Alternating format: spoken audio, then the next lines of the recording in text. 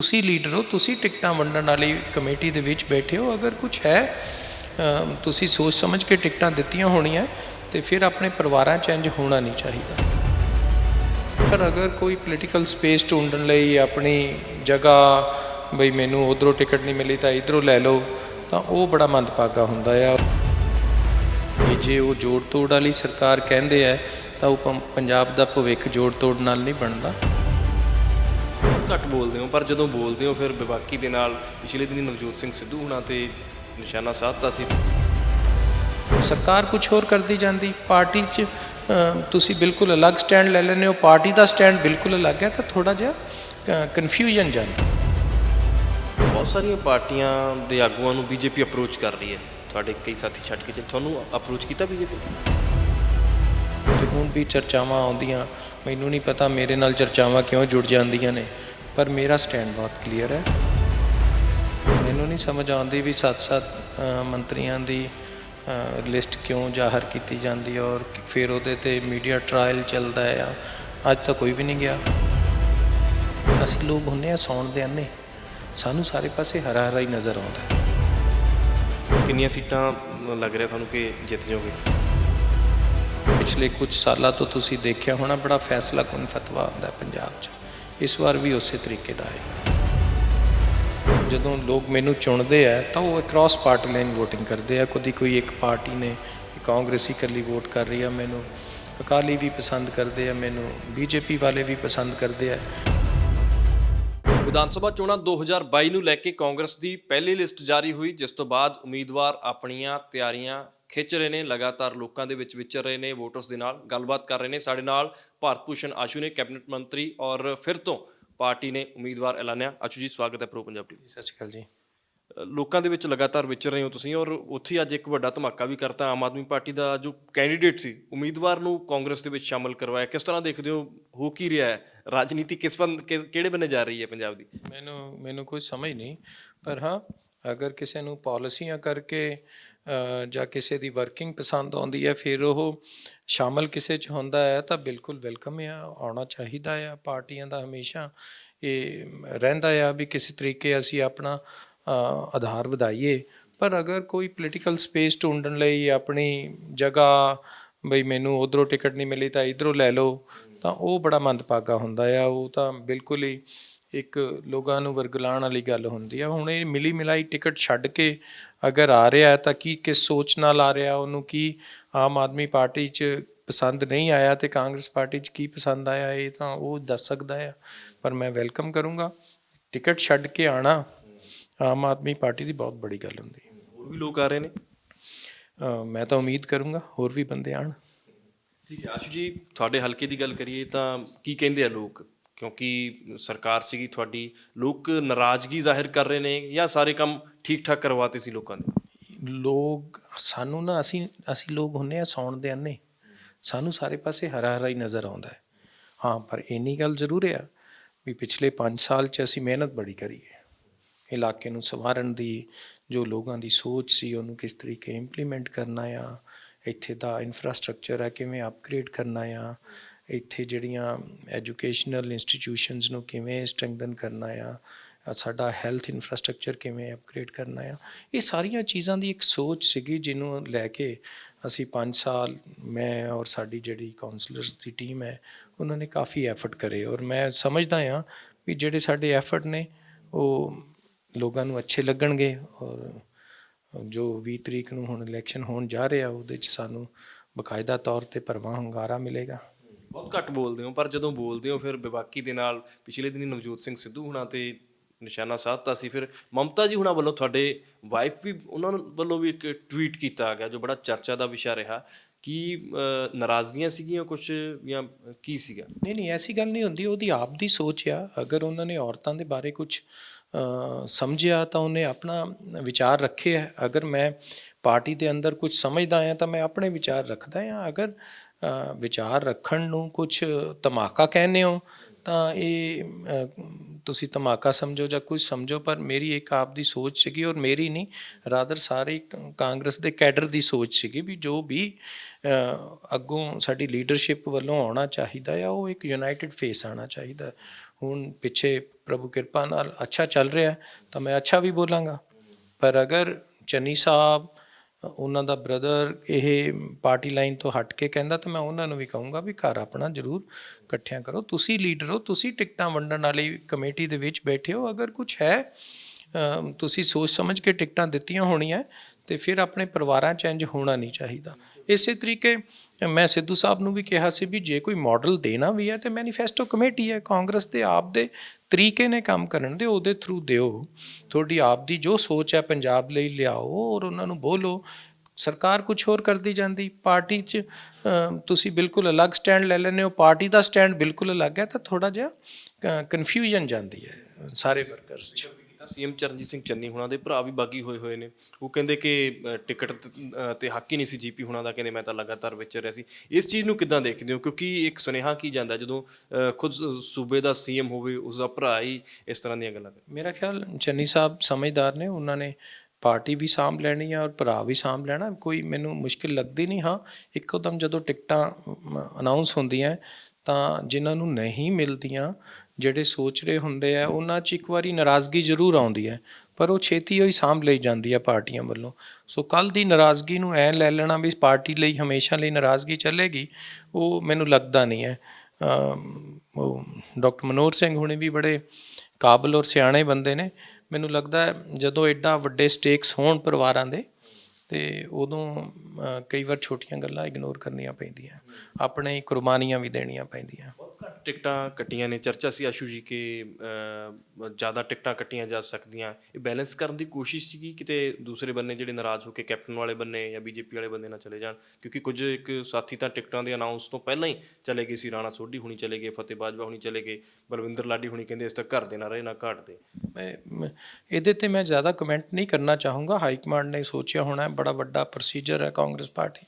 ਪਹਿਲਾਂ ਸਕਰੀਨਿੰਗ ਕਮੇਟੀਆਂ ਹੁੰਦੀਆਂ, ਫਿਰ CEC ਹੁੰਦੀ ਹੈ, ਫਿਰ ਕਾਂਗਰਸ ਪ੍ਰੈਜ਼ੀਡੈਂਟ ਉਹਨੂੰ ਅਪਰੂਵ ਕਰਦੇ ਆ ਸਾਰੀਆਂ ਨੂੰ, ਅਤੇ ਕਈ ਚੈਨਲਸ 'ਚੋਂ ਨਿਕਲਣਾ ਪੈਂਦਾ ਆ ਟਿਕਟਾਂ ਲੈਣ ਵਾਲਿਆਂ ਨੂੰ। ਉਹਨਾਂ ਨੇ ਜੇ ਟਿਕਟਾਂ ਵੰਡੀਆਂ 86 ਟਿਕਟਾਂ ਅਤੇ ਸੋਚ ਸਮਝ ਕੇ ਵੰਡੀਆਂ, ਔਰ ਮੈਂ ਸਾਰਿਆਂ ਨੂੰ ਸ਼ੁਭਕਾਮਨਾਵਾਂ ਦੇਵਾਂਗਾ। ਜਿਹੜੇ ਮੇਰੇ ਨਾਲ ਹੋਰ ਸਾਥੀਆਂ ਨੂੰ ਟਿਕਟਾਂ ਮਿਲੀਆਂ, ਰਲ ਮਿਲ ਕੇ ਕੋਸ਼ਿਸ਼ ਕਰੀਏ, ਹੰਬਲਾ ਮਾਰੀਏ ਅਤੇ ਇੱਕ ਵਾਰੀ ਕਾਂਗਰਸ ਪਾਰਟੀ ਦੀ ਦੁਬਾਰਾ ਤੋਂ ਸਰਕਾਰ ਬਣਾਈਏ। 86 ਚੋਂ ਕਿੰਨੀਆਂ ਸੀਟਾਂ ਲੱਗ ਰਿਹਾ ਤੁਹਾਨੂੰ ਕਿ ਜਿੱਤ ਜਾਓਗੇ? ਸਾਹਿਬ, ਆਪਣੀ ਪਾਰਟੀ 'ਚ ਕੌਣ ਕਹਿੰਦਾ, ਅਸੀਂ ਤਾਂ 100% ਹੀ ਕਵਾਂਗੇ। ਲੋਕਾਂ ਦਾ ਡੈਮੋਕ੍ਰੇਸੀ ਹੈ, ਇਹ ਲੋਕਾਂ ਦਾ ਅਖਤਿਆਰ ਹੈ, ਉਹਨਾਂ ਨੇ ਕਿਹਨੂੰ ਕਿੱਦਾਂ ਕਿਸ ਤਰੀਕੇ ਚੁਣਨਾ ਹੈ। ਨਵਜੋਤ ਸਿੱਧੂ ਹੁਣਾਂ ਦਾ ਸਟੈਂਡ ਬਿਲਕੁਲ ਡਿਫਰੈਂਟ ਸੀ, ਜਿੱਦਾਂ ਤੁਸੀਂ ਵੀ ਜ਼ਿਕਰ ਕੀਤਾ। ਹਾਲਾਂਕਿ ਟਿਕਟ ਅਨਾਊਂਸ ਤੋਂ ਪਹਿਲਾਂ ਹੀ ਉਹਨਾਂ ਨੇ ਕਈ ਥਾਵਾਂ 'ਤੇ ਟਿਕਟਾਂ ਅਨਾਊਂਸ ਤੀਆਂ, ਭਾਵੇਂ ਸੁਲਤਾਨਪੁਰ ਲੋਧੀ ਹੋਵੇ, ਹੋਰ ਵੀ ਕਈ ਥਾਵਾਂ 'ਤੇ। ਹਾਲਾਂਕਿ ਫਤਿਹ ਬਾਜਵਾ ਹੁਣਾਂ ਦੇ ਹੱਕ 'ਚ ਵੀ ਜਾ ਕੇ ਉਹਨਾਂ ਨੇ ਰੈਲੀ ਕੀਤੀ ਸੀ, ਪਰ ਕੁਝ ਦਿਨ ਬਾਅਦ ਹੀ ਪੱਲਾ ਛੁਡਾ ਕੇ ਉਹ ਤਾਂ ਬੀਜੇਪੀ ਚਲੇ ਗਏ। ਇਸੇ ਗੱਲ ਦਾ ਇਤਰਾਜ਼ ਰਾਣਾ ਗੁਰਜੀਤ ਹੁਣਾਂ ਨੂੰ ਹੈ, ਉਹ ਕਹਿੰਦੇ ਕਿ ਹੋ ਕੀ ਰਿਹਾ, ਕਹਿੰਦੇ ਅਨਾਊਂਸਮੈਂਟ ਜਿੱਦਾਂ ਤੁਸੀਂ ਗੱਲ ਕਹੀ, ਇੱਕ ਪ੍ਰੋਸੀਜਰ ਹੈ, ਕਾਂਗਰਸ ਪਾਰਟੀ ਅਲੱਗ ਤਰੀਕੇ ਨਾਲ ਚੱਲਦੀ ਹੈ, ਸਿੱਧੂ ਹੁਣੀ ਅੱਡ ਤਰੀਕੇ ਨਾਲ ਚੱਲ ਰਹੇ ਨੇ। ਮੇਰਾ ਖਿਆਲ ਅਨਾਊਂਸ ਨਹੀਂ ਕੀਤੀਆਂ, ਹਾਂ ਥਾਪੜੇ ਜ਼ਰੂਰ ਦਿੱਤੇ ਉਹਨਾਂ ਨੇ। ਵਰਕਰ ਨੂੰ ਐਨਕਰੇਜ ਕਰਨਾ, ਮੋਟੀਵੇਟ ਕਰਨਾ, ਇਹ ਪ੍ਰਧਾਨ ਦਾ ਕੰਮ ਹੁੰਦਾ ਆ। ਉਹਨੂੰ ਹੁਣ ਆਪਾਂ ਉਹਦਾ ਮੀਡੀਆ ਟ੍ਰਾਇਲ ਧਰ ਲਈਏ ਵੀ ਇਹਨੂੰ ਟਿਕਟ ਹੀ ਅਨਾਊਂਸ ਕਰ ਆਏ, ਇੰਨਾ ਸਿੱਧੂ ਸਾਹਿਬ ਵੀ ਜਾਣਦੇ ਨੇ ਵੀ ਬਾਕਾਇਦਾ ਤੌਰ 'ਤੇ ਪ੍ਰੋਸੀਜਰ 'ਚੋਂ ਨਿਕਲਣਾ ਪੈਂਦਾ ਟਿਕਟਾਂ ਦੇਣ ਲਈ। ਅਤੇ ਹੁਣ ਟਿਕਟਾਂ ਤੁਹਾਡੇ ਸਾਹਮਣੇ ਹੀ ਨੇ, ਥਾਪੜੇ ਦਿੱਤੇ ਜਾਂ ਨਹੀਂ ਦਿੱਤੇ, ਮੈਂ ਤਾਂ ਉਹਨੂੰ ਮੋਰਾਲ ਬੂਸਟਰ ਕਹੂੰਗਾ ਵਰਕਰਸ ਦਾ। ਜਿਹੜੇ ਵਰਕਰ ਮਿਹਨਤ ਕਰਦੇ ਪਏ ਆ, ਚਾਹੁੰਦੇ ਆ ਟਿਕਟਾਂ ਮਿਲਣ, ਪਰ ਟਿਕਟ ਕਿਹਨੂੰ ਮਿਲਦੀ ਹੈ, ਇਹ ਤਾਂ ਜੋ ਪ੍ਰੋਸੀਜਰ ਹੈ ਕਾਂਗਰਸ ਪਾਰਟੀ ਦਾ, ਉੱਥੇ ਸਾਰਿਆਂ ਦੀ ਸਮੂਹਿਕ ਜੀ ਜ਼ਿੰਮੇਵਾਰੀ ਹੈ, ਜਿਹਦੇ 'ਚੋਂ ਨਿਕਲ ਕੇ ਕਿਹਨੂੰ ਕੀ ਹੋਇਆ ਕੀ ਨਹੀਂ, ਹਰ ਕੋਈ ਕਿਸੇ ਨਾ ਕਿਸੇ ਟਿਕਟ ਦੇ ਉੱਤੇ ਪਲੱਸ ਮਾਈਨਸ ਆਪਣੇ ਵਿਚਾਰ ਰੱਖਦਾ ਆ।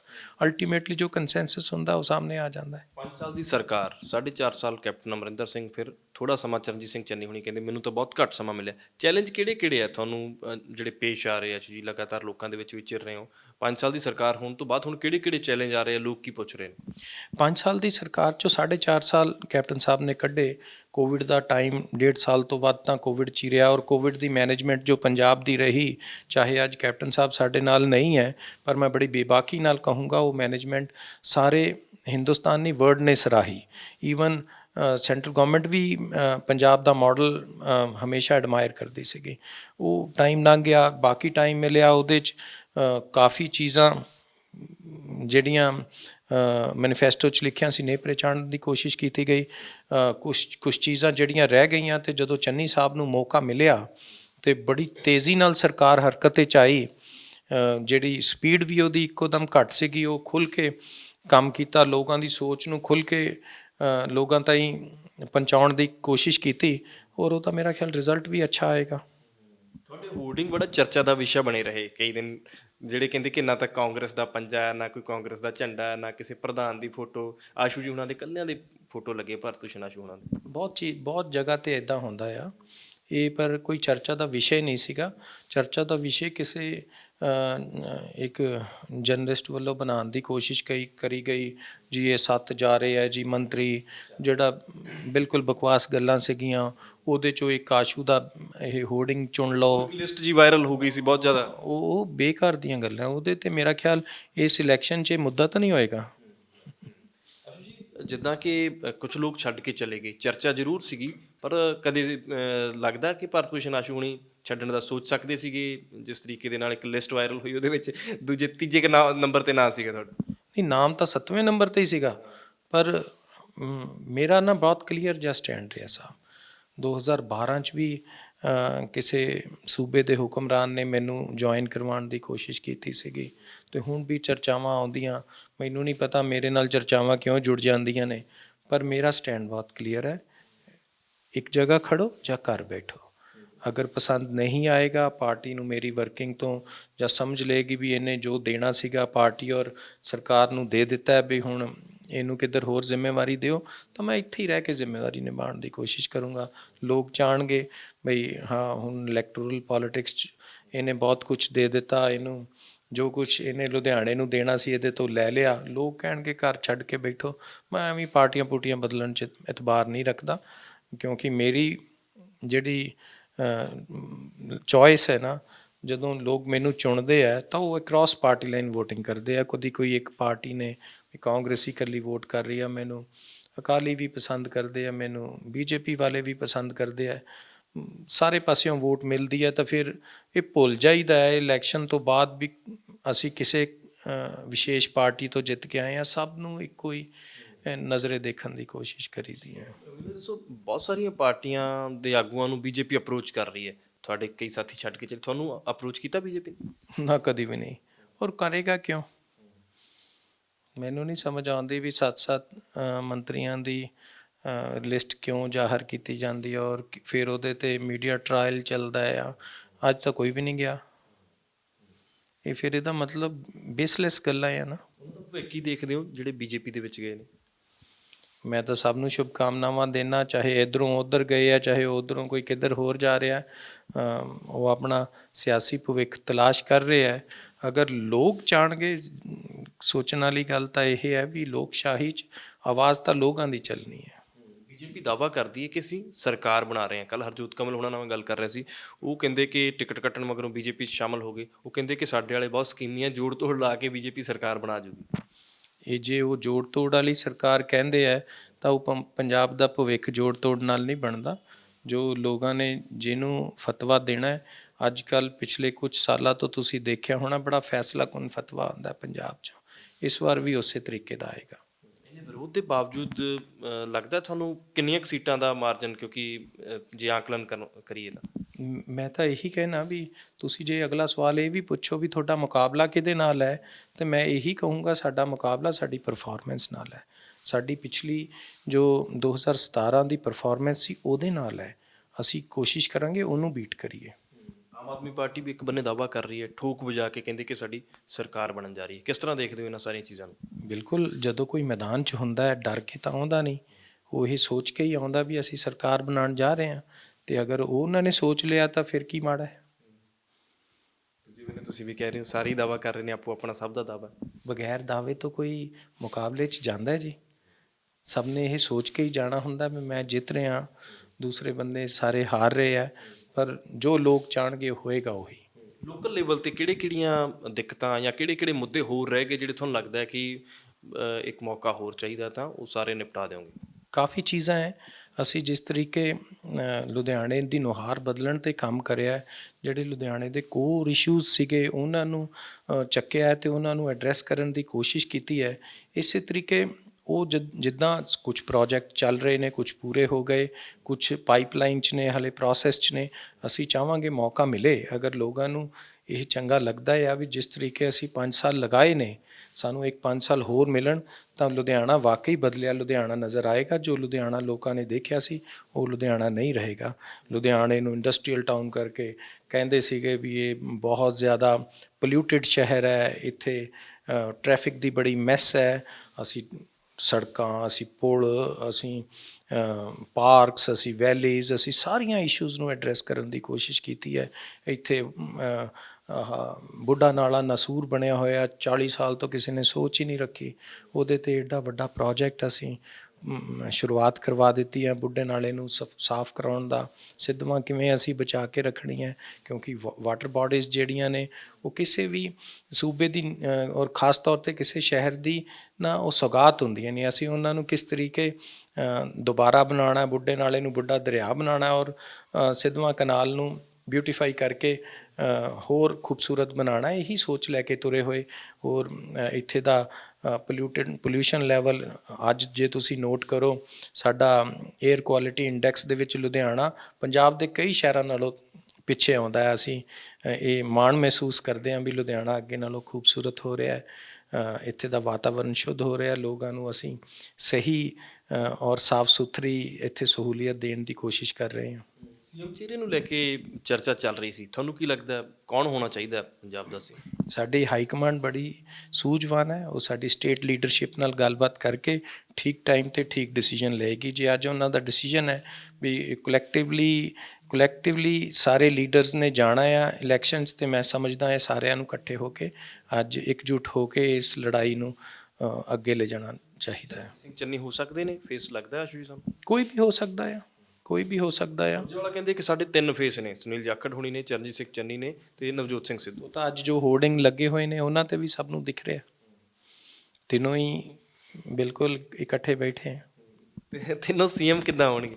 ਨਹੀਂ, ਠੀਕ ਟਾਈਮ 'ਤੇ ਹਾਈ ਕਮਾਂਡ ਚੁਣੇਗੀ ਜਾਂ ਇਲੈਕਸ਼ਨ ਤੋਂ ਬਾਅਦ CLP ਡਿਸਾਈਡ ਕਰੇ, ਜੋ ਡੈਮੋਕ੍ਰੈਟਿਕਲੀ ਹੁੰਦਾ ਆ ਉਹ ਉਸੇ ਹਿਸਾਬ ਨਾਲ। ਸੀਐਮ ਚਿਹਰੇ ਦੇ ਨਾਲ ਕਾਂਗਰਸ ਨਹੀਂ ਉਤਰੇਗੀ ਮੈਦਾਨ?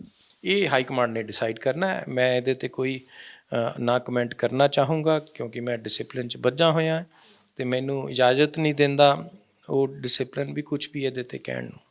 ਬਹੁਤ ਬਹੁਤ ਧੰਨਵਾਦ ਆਸ਼ੂ ਜੀ। ਥੈਂਕ ਯੂ, ਧੰਨਵਾਦ। ਸੋ ਭਾਰਤ ਭੂਸ਼ਣ ਆਸ਼ੂ ਸਾਡੇ ਨਾਲ ਸਨ। ਭਾਰਤ ਭੂਸ਼ਣ ਆਸ਼ੂ ਹੁਣਾਂ ਵੱਲੋਂ ਕਿਹਾ ਜਾ ਰਿਹਾ ਕਿ ਪਾਰਟੀ ਸਟਰੋਂਗ ਤਰੀਕੇ ਦੇ ਨਾਲ ਫੀਲਡ ਦੇ ਵਿੱਚ ਉਤਰ ਰਹੀ ਹੈ ਔਰ ਹਾਈ ਕਮਾਂਡ ਤੈਅ ਕਰੇਗੀ ਕਿ ਕਾਂਗਰਸ ਦਾ ਚਿਹਰਾ ਕੌਣ ਹੋਏਗਾ। ਪਰ ਜਿਸ ਤਰੀਕੇ ਨਾਲ ਪਿਛਲੇ ਦਿਨੀ ਚਰਚਾ ਸੀ ਚਰਨਜੀਤ ਸਿੰਘ ਚੰਨੀ ਹੁਣੀ, ਨਵਜੋਤ ਸਿੰਘ ਸਿੱਧੂ ਹੁਣਾਂ ਦੇ ਵਿੱਚ ਕਾਟੋ ਕਲੇਸ਼ ਦੀ, ਪਰ ਹਾਈ ਕਮਾਂਡ ਨੇ ਕਿਹਾ ਜਾ ਰਿਹਾ ਕਿ ਜਿਸ ਤਰ੍ਹਾਂ ਟਿਕਟਾਂ ਡਿਸਟਰੀਬਿਊਟ ਕੀਤੀਆਂ ਬੜੇ ਸੁਚੱਜੇ ਢੰਗ ਨਾਲ ਸਾਰੀਆਂ ਚੀਜ਼ਾਂ ਨੂੰ ਮੇਨਟੇਨ ਕਰਨ ਦੀ ਕੋਸ਼ਿਸ਼ ਹੈ, ਪਰ CLP ਤੈਅ ਕਰੇਗੀ ਕਿ ਪੰਜਾਬ ਦਾ ਅਗਲਾ ਮੁੱਖ ਮੰਤਰੀ ਦਾ ਚਿਹਰਾ ਕਾਂਗਰਸ ਵੱਲੋਂ ਕੌਣ ਹੋਏਗਾ। ਜੇ ਕਾਂਗਰਸ ਆਉਂਦੀ ਹੈ ਮੈਜੋਰਟੀ ਦੇ ਵਿੱਚ ਤਾਂ ਫਿਰ ਹਾਈ ਕਮਾਂਡ ਦੇ ਹੱਥ ਹੀ ਹੋਏਗਾ ਕਿ ਕਿਸ ਨੂੰ ਅਗਲਾ ਮੁੱਖ ਮੰਤਰੀ ਬਣਾਇਆ ਜਾਏਗਾ। ਕੈਮਰਾ ਪਰਸਨ ਵਿੱਕੀ ਜਰਖੜ ਦੇ ਨਾਲ ਵਿਕਰਮ ਸਿੰਘ, ਪ੍ਰੋ ਪੰਜਾਬ TV, ਲੁਧਿਆਣਾ।